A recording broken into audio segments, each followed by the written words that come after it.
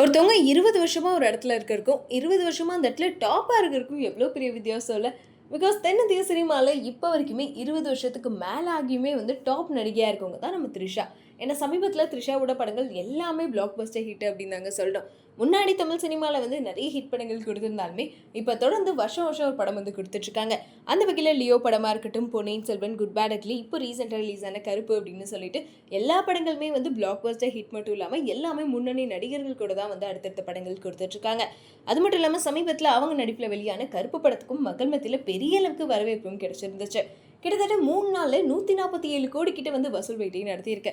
இப்போ வரைக்குமே தியேட்டர் எல்லாமே ஹவுஸ்ஃபுல்லா போயிட்டு இருக்கு அப்படின்னு தாங்க சொல்லணும். பிகாஸ் இந்த வருஷம் ரிலீஸ் ஆன படங்கள்ல கருப்பு படம் வந்து ஒரு பெரிய அளவுக்கு வெற்றியை கொடுக்கும். முக்கியமா சூர்யா அவர்களுக்கு ஒரு பெரிய கம்பேக்கா இருக்கும் அப்படின்னு சொல்லிட்டு நிறைய பேர் வந்து இப்போ பாராட்டிட்டு இருக்காங்க.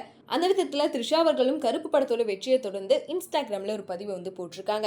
அந்த விஷயம் இப்போ சோஷியல் மீடியால ரொம்ப வைரலா போயிட்டு இருக்கு அப்படின்னு கூட சொல்லலாம். ஏன்னா ஆல்ரெடி கருப்பு படம் ரிலீஸ் ஆகிறதுக்கு முன்னாடி நிறைய பிரச்சனைகள், நிறைய சர்ச்சைகள் அப்படின்னு சொல்லி தான் போயிட்டு இருந்துச்சு.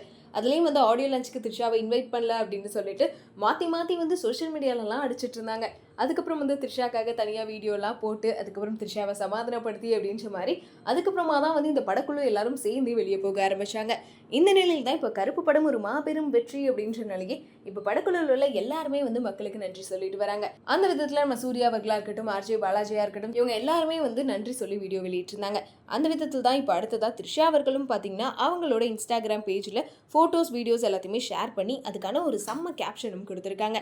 My magical messed one more for the win just God things அப்படின்னு சொல்லிட்டு த்ரிஷா அவர்கள் வந்து அந்த ஃபோட்டோஸ், வீடியோஸ் எல்லாம் ஷேர் பண்ணி ரொம்பவே ஹாப்பியாக வந்து பதிவிட்டிருக்காங்க. இந்த விஷயம் தான் இப்போ சோஷியல் மீடியாவில் ஃபுல்லாகவே வைரலாக போயிட்டு இருக்கு.